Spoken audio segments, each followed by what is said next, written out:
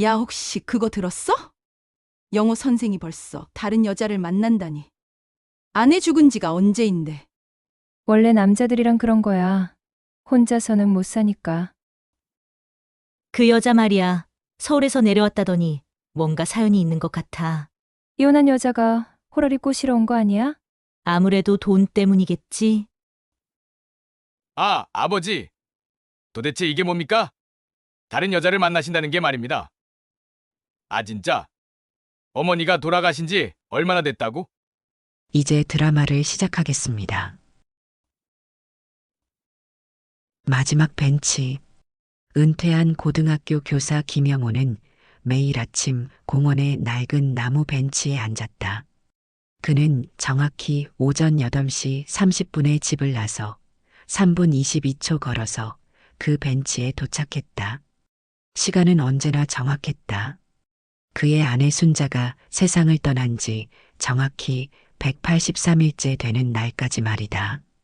벤치는 그가 아내와 마지막으로 함께 앉았던 장소였다. 평범한 벤치였지만 영호에게는 하나의 작은 우주였다. 그곳에 앉으면 시간이 멈춘 것 같았고 순자의 목소리가 바람 소리에 섞여 들려오는 것 같았다. 이상하지 않나요? 그는 때때로 하늘을 향해 중얼거렸다. 사람이 사라져도 그 사람의 그림자는 남아있다는 게 말입니다. 그날도 그는 벤치에 앉아 벚꽃잎이 떨어지는 것을 바라보고 있었다. 하나씩 떨어질 때마다 작은 시간의 조각이 사라지는 것 같았다. 그런데 조심스러운 발걸음 소리가 들려왔다. 마치 고양이가 걷는 것 같은, 아니면 비밀을 간직한 사람이 걷는 것 같은 소리였다. 정이었다. 그녀는 50대 중반의 여자로 어딘가 지친 기색이 역력했지만 눈에는 아직 희망의 불꽃이 남아 있었다. 그녀의 인생은 마치 잘못 접힌 종이처럼 구겨져 있었지만 그래도 아직 펼쳐질 수 있는 여백이 남아 있었다. 죄송하지만 그녀가 말했다. 여기 잠깐 앉아도 될까요? 영호는 그녀를 바라보았다. 그녀의 목소리에는 어떤 특별한 것이 있었다. 마치 오래된 바이올린이 내는 소리 같은 슬프지만 아름다운 무언가가. 이 자리는 영호가 말했다. 제 아내와 마지막으로 앉았던 자리입니다. 정희는 멈칫했다. 그녀는 그 말 속에 담긴 아픔을 이해했다. 왜냐하면 그녀 자신도 비슷한 아픔을 가지고 있었기 때문이다.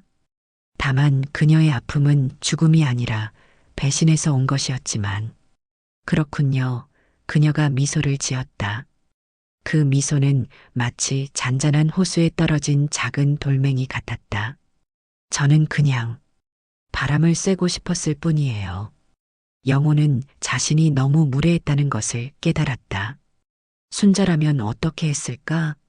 그녀는 언제나 다른 사람의 아픔에 민감한 사람이었다. 앉으셔도 됩니다. 그가 말했다.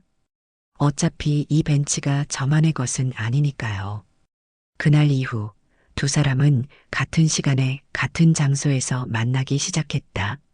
마치 오래된 의식처럼 아니면 운명이라는 보이지 않는 실에 이끌린 것처럼. 그들은 날씨에 대해 이야기했고, 마을 소식에 대해 이야기했고, 때로는 과거의 기억들에 대해서도 이야기했다.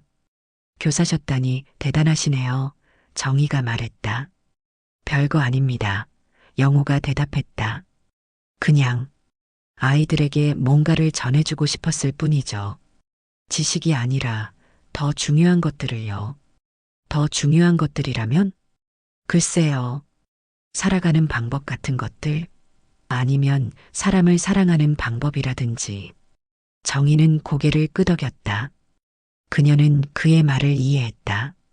왜냐하면 그녀 역시 서울에서 작은 카페를 운영하며 사람들에게 따뜻함을 전해주려 했기 때문이다. 시간이 흘러가면서 그들의 대화는 점점 더 깊어졌다. 마치 두 개의 강이 만나 하나의 큰 강을 이루는 것처럼. 마을의 시선. 작은 마을에서는 모든 것이 투명했다. 사람들의 일거수일투족이 유리창처럼 들여다보였고 작은 소문도 순식간에 마을 전체로 퍼져나갔다. 영호와 정희의 만남도 예외가 아니었다. 마을 아주머니들의 관심은 마치 레이더 같았다. 그들은 벤치에 앉아 있는 두 사람을 발견하고 그것을 하나의 사건으로 기록했다. 저 영호 선생이 벌써 다른 여자를 만난다니 한 아주머니가 말했다. 아내 죽은 지가 언제인데. 남자들이란 그런 거야. 다른 아주머니가 맞장구 쳤다. 혼자서는 못 사니까. 그들의 말들은 마치 작은 칼날 같았다. 날카롭지는 않았지만 계속해서 같은 곳을 찌르면 상처가 났다. 정희는 시장에서 이런 이야기들을 우연히 들었다. 그녀는 양파를 고르고 있었는데 바로 옆에서 사람들이 자신에 대해 이야기하는 소리가 들려왔다. 그 여자 말이야, 서울에서 내려왔다더니 뭔가 사연이 있는 것 같아. 이혼한 여자가 호랍이 꼬시러 온 거 아니야? 아무래도 돈 때문이겠지. 정희는 양파를 바구니에 넣는 것도 잊고 그 자리에 서 있었다. 그녀의 마음에는 작은 구멍이 뚫린 것 같았다. 그 구멍으로 차가운 바람이 들어와 그녀의 내부를 얼리고 있었다. 집에 돌아온 그녀는 문을 닫고 바닥에 주저앉았다. 왜 어디를 가든 같은 일이 반복될까? 서울에서도 이곳에서도 사람들은 언제나 타인의 아픔을 추측하고 그 추측을 사실인 양 받아들였다. 영호도 비슷한 경험을 했다. 마을 이장이 그를 찾아와 말했다. 어이 영호 선생, 체면이란 게 있지 않습니까? 체면이요? 영호가 반문했다. 사람들이 뭐라고 할까봐 걱정이 됩니다. 선생님 같은 분이. 저는 누구에게도 해를 끼치지 않았습니다. 영호가 차분히 말했다. 그냥 외로운 사람과 대화를 나누고 있을 뿐입니다. 그래도 세상 눈이라는 게 있지 않습니까? 이장이 떠나고 나서 영호는 오랫동안 창밖을 바라보았다. 멀리 산 너머로 해가 지고 있었다. 마치 거대한 오렌지가 천천히 사라지는 것 같았다. 그는 생각했다. 왜 사람들은 남의 행복을 그렇게 두려워할까? 아들의 분노. 영호의 아들 민수는 서울에서 중간 관리직으로 일하고 있었다. 그는 성공이라는 것을 추구하는 사람이었다. 더 정확히 말하면 성공의 외형을 추구하는 사람이었다. 그에게는 아버지의 명성이 하나의 자산이었고 그 자산이 위험에 처했다고 생각했다. 소문은 서울까지 전해졌다. 회사 동료가 넌지시 말했다. 민수 씨 아버지가 새로운 여자분을 만나고 계신다면서요? 네. 민수는 당황했다. 시골에서 그런 소문이 있다던데요. 그날 밤 민수는 잠을 이룰 수 없었다. 그의 머릿속에는 복잡한 계산들이 돌아가고 있었다. 아버지의 체면, 자신의 사회적 지위, 그리고 무엇보다도 상속 문제. 다음 날 그는 고향으로 내려갔다. 아버지를 마주한 그의 표정은 마치 폭풍 전야의 하늘 같았다. 아버지, 그가 말했다. 이게 뭡니까? 뭐가 말이냐? 다른 여자를 만나신다는 게 말입니다. 어머니가 돌아가신 지 얼마나 됐다고. 영호는 아들을 바라보았다. 그 눈빛에는 실망이 담겨 있었다. 민수야, 그가 말했다. 내 어머니는 더 이상 여기에 없다. 하지만 나는 아직 살아있어. 그렇다고 해서 아무나 만나는 게 답입니까? 아무나라니. 영호가 한숨을 쉬었다. 정희 씨는 좋은 사람이다. 좋은 사람이라고요? 이혼한 여자가? 민수의 말에는 어떤 잔혹함이 있었다. 마치 날카로운 유리 조각처럼 상대방을 해치려는 의도가 숨어 있었다. 민수야, 영호가 조용히 말했다. 너는 언제부터 그렇게 차가운 사람이 되었니? 저는 현실적인 사람입니다. 아버지가 무슨 일을 하시든 그 결과는 저희 가족 모두에게 영향을 미쳐요. 아버지와 아들은 서로를 바라보았다. 그들 사이에는 보이지 않는 벽이 서 있었다. 한 사람은 사랑을 말하고 다른 한 사람은 계산을 말하고 있었다. 과거의 그림자. 정희의 전 남편 박기석은 실패한 사람이었다. 그는 모든 것을 잃었다. 사업, 돈, 체면, 그리고 아내까지. 그런데 아내를 잃은 것만은 자신의 잘못이 아니라고 생각했다. 정희가 그를 버린 것이라고 믿고 있었다. 그는 작은 모텔방에서 지내며 때때로 술에 취해 과거를 그리워했다. 아니, 정확히는 과거를 원망했다. 왜 모든 것이 잘못되었을까? 왜 정희는 그를 이해해주지 않았을까? 그러던 어느 날, 그는 정희가 시골에서 새로운 삶을 살고 있다는 소식을 들었다. 게다가 새로운 남자까지 만나고 있다는 이야기였다. 흥미롭네. 그가 혼잣말했다. 정희가 행복하다니. 그는 미소를 지었다. 그런데 그 미소는 따뜻한 것이 아니었다. 마치 겨울 바람처럼 차가운 것이었다. 기석은 마을로 향했다. 그에게는 하나의 계획이 있었다. 만약 자신이 행복할 수 없다면 정희도 행복할 수 없어야 한다고 생각했다. 그것이 공정한 일이라고 믿었다. 마을에 도착한 그는 사람들을 만나기 시작했다. 그리고 정의에 대한 이야기를 했다. 물론 그의 버전으로 각색된 이야기였다. 정의요? 그 여자 원래 그런 사람이에요. 그가 말했다.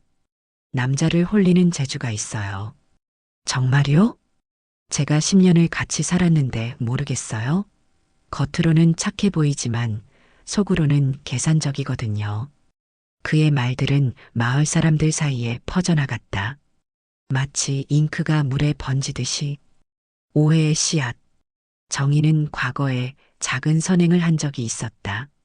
서울에서 카페를 운영할 때 어려운 가정의 학생들을 위해 몰래 장학금을 지원했던 것이다.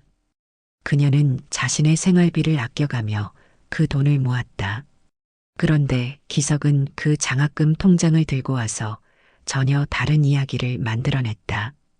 이 돈이 어디서 나온 건지 아세요? 그가 마을 사람들에게 말했다. 정희가 혼자서 이런 돈을 만들 수 있을까요? 사람들은 고개를 갸우뚱했다. 기석은 계속해서 말했다. 분명히 다른 남자한테 받은 거예요. 그게 아니면 어떻게 이런 돈이 생기겠어요? 소문은 빠르게 퍼졌다. 사실은 중요하지 않았다. 중요한 것은 이야기였고 그 이야기가 사람들의 편견과 맞아떨어진다는 것이었다. 영호도 그 소문을 들었다. 처음에는 믿지 않으려 했지만 의심이라는 것은 마치 작은 균열 같아서 한 번 생기면 점점 더 커지는 법이었다. 정희 씨, 어느 날 그가 물었다. 그 통장 이야기가 사실입니까? 정희는 그의 눈을 바라보았다. 그 눈에 의심이 서려 있다는 것을 알 수 있었다. 아니에요. 그녀가 말했다. 그건 제가 아이들을 위해 모은 돈이에요. 왜 말하지 않았습니까? 별것 아닌 일이라고 생각했어요. 그리고 선행이라는 건 남에게 알리는 게 아니잖아요. 영호는 그녀의 설명을 듣고 있었지만 의심의 씨앗은 이미 심어져 있었다. 그 씨앗은 작고 보잘것없어 보였지만 언젠가는 큰 나무로 자랄 가능성을 가지고 있었다. 첫 번째 편지. 그날 밤 영호는 아내의 유품을 정리하다가 하나의 편지 봉투를 발견했다. 봉투에는 사랑하는 당신에게라고 적혀 있었고 아내의 친숙한 글씨체였다. 그는 조심스럽게 편지를 열었다. 손이 떨렸다. 내 사랑하는 남편에게 만약 당신이 이 편지를 읽고 있다면 나는 이미 당신 곁에 없을 것입니다. 슬퍼하지 마세요. 나는 행복했어요. 50년 동안 당신과 함께한 시간들이 제 인생의 전부였으니까요. 그런데 한 가지 부탁이 있어요. 만약 당신 곁에 새로운 사람이 나타난다면 그분을 거부하지 마세요. 사람들이 뭐라고 하더라도 말이에요. 당신이 외롭게 사는 것보다는 누군가와 함께 웃으며 사는 것이 훨씬 좋잖아요. 사랑은 경쟁하는 게 아니에요. 나누는 거예요. 당신이 다른 사람을 사랑한다고 해서 나에 대한 사랑이 줄어드는 건 아니거든요. 당신의 행복이 나의 마지막 소원입니다. 사랑하는 순자가. 영호는 편지를 읽으며 눈물을 흘렸다. 아내는 죽음을 앞두고도 그의 미래를 걱정하고 있었다. 그리고 그에게 사랑할 용기를 주고 있었다. 그는 창밖을 바라보았다. 달이 떠 있었다. 마치 아내가 하늘에서 그를 내려다보고 있는 것 같았다. 질투의 불길. 최순애는 평생을 영호를 사랑하며 살아온 여자였다. 물론 그것은 일방적인 사랑이었다. 영호는 순자와 결혼했고 순애는 그것을 지켜보며 가슴앓이를 해야 했다. 그녀는 영호가 호라비가 되었을 때 은밀한 기대를 품었다. 이제는 자신에게도 기회가 있을 것이라고 생각했다. 하지만 정의가 나타났다. 일평생 영호를 짝사랑했던 순애에게 정의는 마치 어둠 속에서 갑자기 나타난 침입자 같았다. 그녀는 참을 수 없었다. 영호 선생님, 어느 날 그녀가 찾아왔다. 저 여자를 조심하세요. 무슨 말씀입니까? 겉으로는 착해 보여도 속마음은 알 수 없는 법이에요. 영호는 순애를 바라보았다. 그녀의 눈에는 어떤 어두운 감정이 서려 있었다. 순애 씨, 그가 말했다. 당신의 마음은 이해합니다. 하지만 제가 선생님을 얼마나 오래 기다렸는지 아세요? 그건 저는 평생을 선생님만 바라보며 살았어요.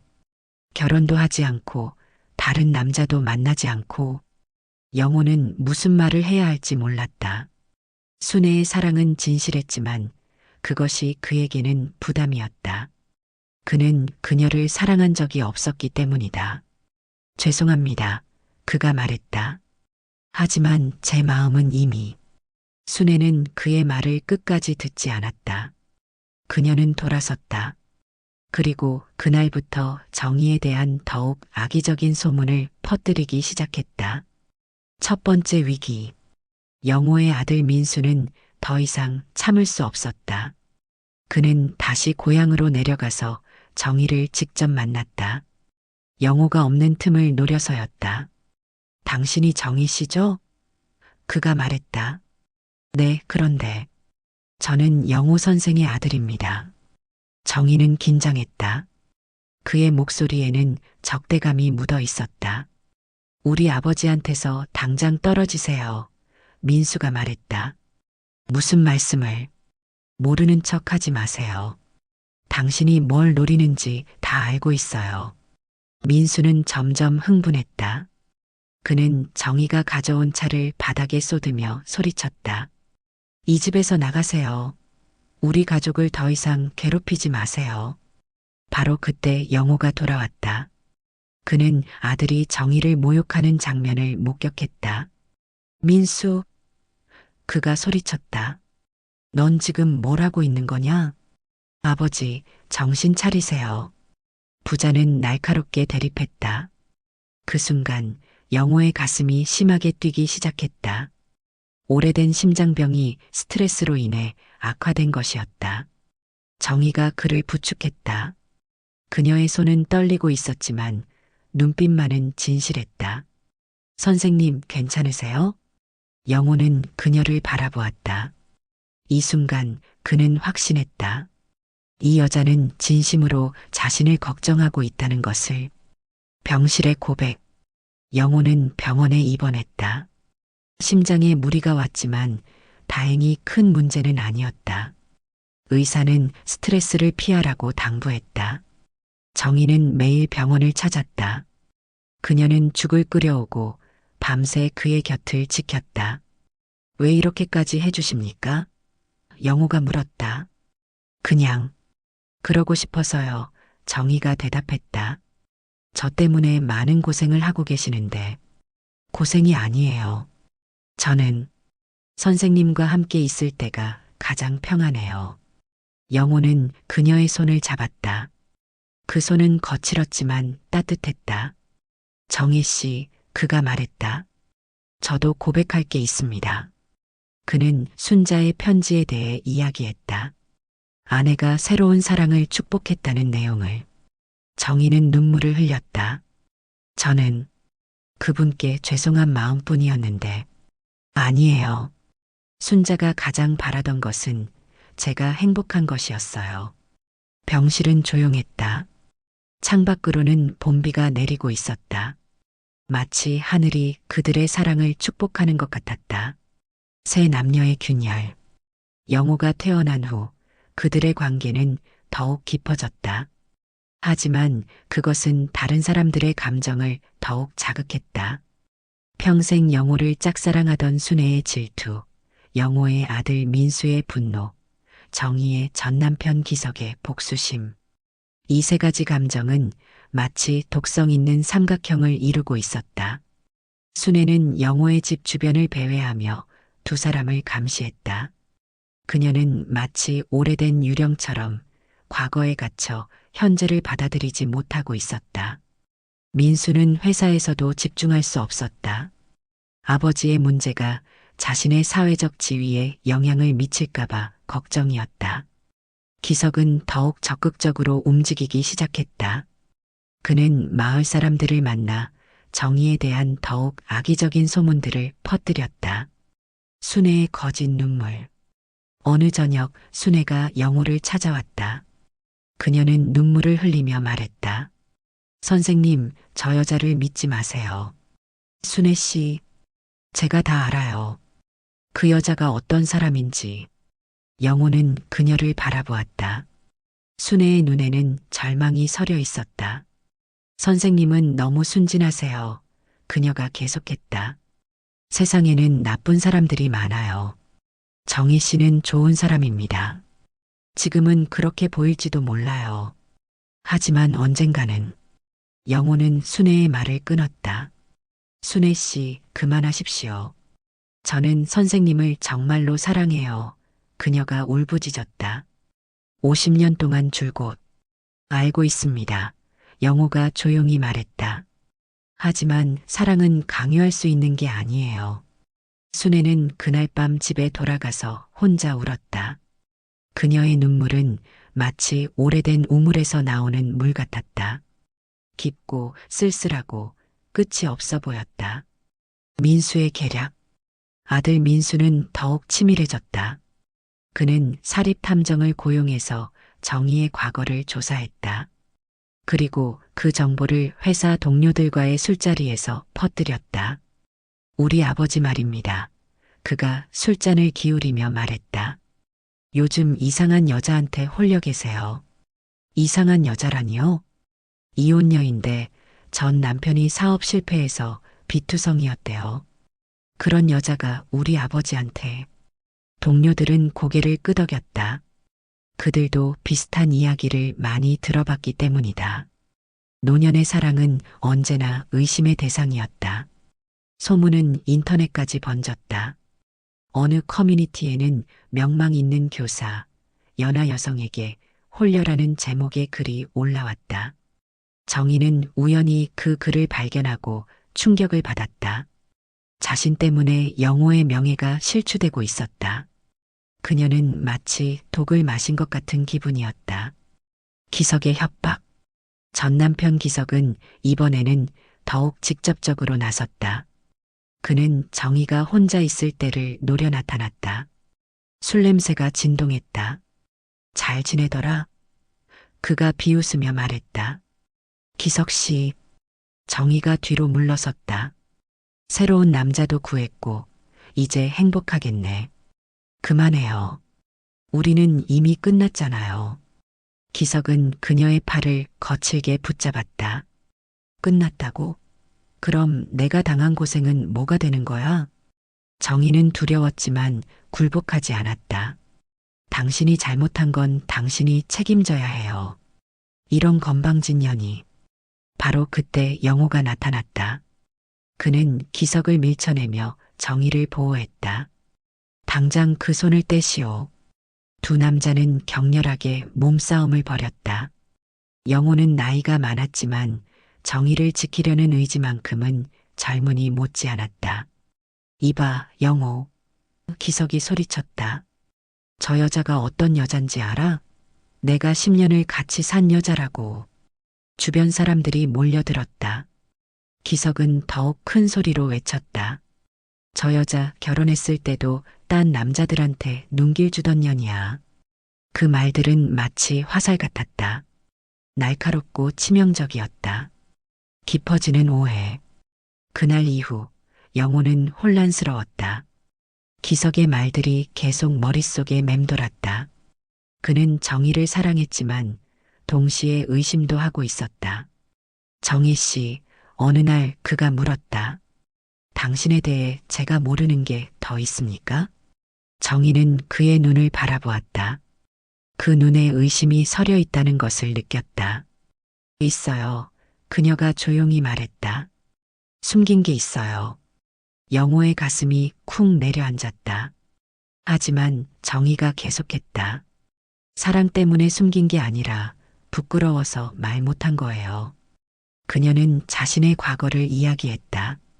기석의 폭력, 도박빚, 그리고 그 모든 것을 견디며 살아야 했던 지난 세월들. 그녀의 이야기는 마치 어두운 강물 같았다. 깊고 슬프고 때로는 경류처럼 거세었다. 저는 그냥 살고 싶었어요. 그녀가 말했다.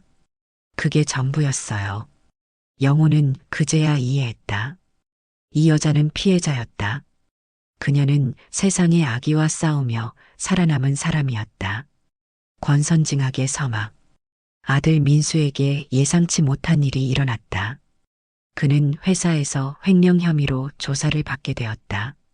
승진을 위해 회계 조작에 가담했던 것이 발각된 것이다. 뉴스에 그의 이름이 나왔다. 명망 있는 교사의 아들, 횡령 혐의라는 제목으로. 이번에는 아버지의 명성이 아들 때문에 실추되었다. 아이러니했다. 민수는 구속은 면했지만 회사에서 해고되었다. 그는 처음으로 자신이 얼마나 잘못된 삶을 살았는지 깨달았다. 아버지를 찾아가 무릎을 꿇었다. 아버지, 죄송합니다. 민수야, 영호가 말했다. 너는 돈과 체면만 쫓다가 정작 중요한 것을 놓쳤다. 저는 뭘 해야 할까요? 진짜 사람답게 사는 법을 배워라. 그날부터 민수는 변하기 시작했다. 마치 길을 잃었던 사람이 나침반을 발견한 것처럼. 진정한 명예. 시간이 흐르면서 마을 사람들의 시각도 변했다. 정의의 선행들이 하나씩 밝혀지기 시작했다. 그녀가 몰래 학생들의 학비를 도왔다는 것, 아픈 이웃을 간병했다는 것, 그리고 기석의 협박에도 굴복하지 않았다는 것. 그래도 저 여자 대단하네. 사람들이 말하기 시작했다. 맞아. 저런 일을 당하고도 꿋꿋이 견디는 걸 보니 순애도 마음이 변했다. 그녀는 정의를 지켜보면서 자신이 진정한 사랑이 무엇인지 잘못 이해하고 있었다는 것을 깨달았다. 사랑은 소유하는 게 아니라 축복하는 거구나. 그녀가 혼잣말했다. 두 번째 편지. 영호는 순자가 남긴 또 다른 편지를 발견했다. 내 사랑하는 남편에게 사람들이 당신을 비난할 수도 있어요. 하지만 신경 쓰지 마세요. 진정한 사랑 앞에서는 나이도 체면도 중요하지 않아요. 당신이 누군가를 사랑한다면 그분은 분명 좋은 사람일 거예요. 당신은 그런 사람이니까요. 나는 당신의 첫 번째 사랑이었어요. 이제 다른 분이 마지막 사랑이 되어주세요. 순자가. 영호는 편지를 들고 정희에게 갔다. 그리고 무릎을 꿇었다. 나와 함께 해주십시오. 그가 말했다. 세상이 뭐라고 하든. 정희도 눈물을 흘리며 고개를 끄덕였다. 봄날의 결혼식. 마을 교회에서 작은 결혼식이 열렸다. 하얀 머리의 신랑과 신부였지만 그들은 어떤 젊은 연인보다도 아름다워 보였다. 목사가 말했다. 사랑에는 시간이 없습니다. 봄에 피는 꽃도 가을에 피는 꽃도 모두 아름답습니다. 사람들이 박수를 쳤다. 마치 늦은 축제 같았다. 민수도 참석했다. 그는 정희에게 꽃을 전하며 말했다. 어머니, 아버지를 잘 부탁드려요. 순애는 멀리서 그 모습을 지켜보았다. 그녀는 더 이상 아프지 않았다. 대신에 묘한 평화를 느꼈다. 병마의 그림자. 행복은 오래가지 않았다. 결혼 후 1년 정희의 몸에 이상이 생겼다. 오랜 세월의 고생이 그녀의 몸을 갉아먹고 있었던 것이다. 의사는 조심스럽게 말했다. 간암입니다. 상당히 진행되었어요. 영호는 마치 벼락을 맞은 것 같았다. 또다시 사랑하는 사람을 잃어야 하는 것인가? 얼마나? 그가 물었다. 길지 않을 것 같습니다. 병실로 돌아온 영호는 정희의 손을 잡았다. 괜찮아요. 정희가 미소 지었다. 저는 행복했어요. 정희야. 선생님 덕분에 진짜 사랑이 뭔지 알았어요. 그것만으로도 충분해요. 창밖으로는 벚꽃이 흩날리고 있었다. 마치 시간이 춤을 추는 것 같았다. 마지막 봄. 어느 봄날 아침 정희는 조용히 세상을 떠났다. 그녀는 영호의 손을 잡은 채로 마지막 숨을 쉬었다. 정희야, 영호가 속삭였다. 고마웠어. 당신은 나의 마지막 봄이었어. 장례식에는 많은 사람들이 왔다. 그녀가 도왔던 학생들, 간병했던 이웃들, 그리고 그녀의 진심을 뒤늦게 깨달은 마을 사람들까지. 한 학생이 말했다. 정희 선생님이 아니었으면 저는 공부를 계속할 수 없었을 거예요. 아들 민수는 관 앞에서 사과했다. 어머니, 제가 정말 잘못했어요. 영원한 사랑. 정희가 떠난 후 영호는 혼자가 되었다. 하지만 외롭지 않았다. 그는 2번의 큰 사랑을 경험한 행복한 사람이라고 생각했다. 그는 순이 도서관을 세웠다. 순자와 정희의 이름을 딴 것이었다. 도서관 입구에는 작은 글귀가 새겨져 있었다. 사랑은 시간을 초월한다. 민수가 도서관 운영을 도왔다. 그는 완전히 다른 사람이 되어 있었다. 아버지, 그가 말했다. 이제야 정말 소중한 게 뭔지 알겠어요. 영호는 때때로 그 옛날의 벤치에 앉았다. 이제는 순자와 정희, 2사람 모두의 추억이 서린 곳이 되었다.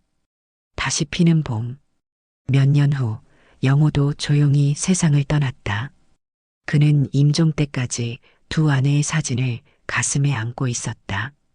순자야, 정희야, 그가 마지막으로 속삭였다. 이제 만나러 가는구나. 영호의 장례식에는 더 많은 사람들이 모였다. 그들의 사랑 이야기는 이제 전설이 되었다. 한 젊은 부부가 말했다. 우리도 저런 사랑을 하고 싶어요. 순이 도서관은 민수가 이어받았다. 벽에는 영호의 마지막 글이 걸려 있었다. 사랑에는 계절이 없다. 언제든 다시 피어날 수 있다. 후일담. 10년이 지났다. 영호와 정희의 이야기는 마을의 전설이 되었다. 순이 도서관에는 작은 전시관도 생겼다. 어느 기자가 민수를 인터뷰했다. 아버지의 사랑 이야기가 많은 사람들에게 감동을 주고 있습니다. 민수는 잠시 생각했다. 처음에는 이해하지 못했어요. 하지만 지금은 아버지가 정말 용감한 분이었다고 생각해요. 어떤 점에서요? 사랑 앞에서는 나이도 체면도 중요하지 않다는 걸 보여주셨죠. 기자는 그 유명한 벤치를 찾아갔다. 정말로 젊은 연인들이 앉아 있었다. 벤치 옆에는 작은 표지판이 있었다. 사랑의 벤치 마이너스 나이를 초월한 진정한 사랑이 시작된 곳. 에필로그 영원히 피는 봄. 지금도 그 마을에는 봄이 온다. 순이 도서관 앞 정원의 벚나무가 해마다 꽃을 피운다. 사람들은 그 꽃을 보며 말한다. 사랑은 죽지 않는다. 다만 형태만 바뀔 뿐이다. 민수에게는 이제 손자가 있다. 어느 날 손자가 물었다. 할아버지, 사랑이 뭐예요? 민수는 영호의 사진을 가리키며 대답했다. 저 증조 할아버지처럼 사는 거야. 진심으로 누군가를 사랑하는 거지. 어려워요. 지금은 몰라도 돼. 언젠가는 알게 될 거야. 그날 밤 민수는 꿈을 꾸었다. 벚꽃이 만개한 공원에서 아버지와 두 어머니가 함께 웃고 있는 꿈이었다. 아버지가 말했다. 민수야, 사랑은 경쟁하는 게 아니라 나누는 거란다. 꿈에서 깬 민수는 창밖을 바라보았다.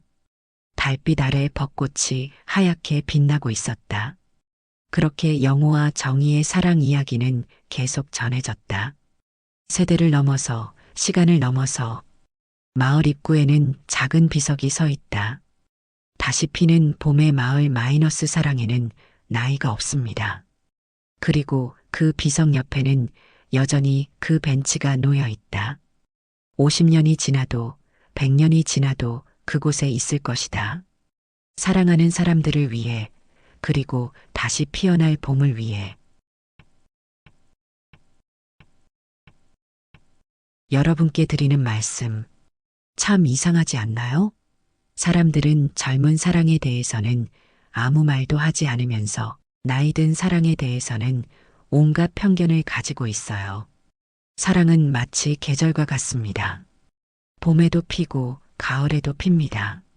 중요한 것은 꽃이 피는 그 순간의 진심이죠. 이 소설을 쓰면서 생각했어요. 우리는 언제부터 나이를 핑계로 사랑하기를 포기했을까요? 언제부터 체면을 지키기 위해 마음을 숨기기 시작했을까요? 영호와 정희의 이야기는 허구이지만 그들의 마음은 진실입니다. 어딘가에서 누군가는 지금도 이런 사랑을 하고 있을 거예요. 혹시 비슷한 경험이 있으시거나 용기가 필요한 순간이 있으시다면 주저하지 말고 댓글로 이야기해 주세요. 우리 서로 응원해 주어요. 그리고 구독과 좋아요도 잊지 않으셨죠? 여러분의 작은 관심이 저처럼 용기가 필요한 누군가에게 큰 힘이 될 수 있어요.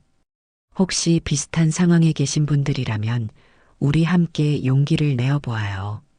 인생은 정말 짧아요. 남을 위해서만 살기에는 말이에요. 진짜 중요한 건 내가 행복한지, 내가 원하는 삶을 살고 있는지예요. 지금 이 순간이 여러분 인생의 새로운 시작점이 될 수 있어요. 오늘도 제 이야기를 끝까지 들어주셔서 고마워요. 여러분 모두 행복하세요. 그럼 다음 이야기에서 또 만나요.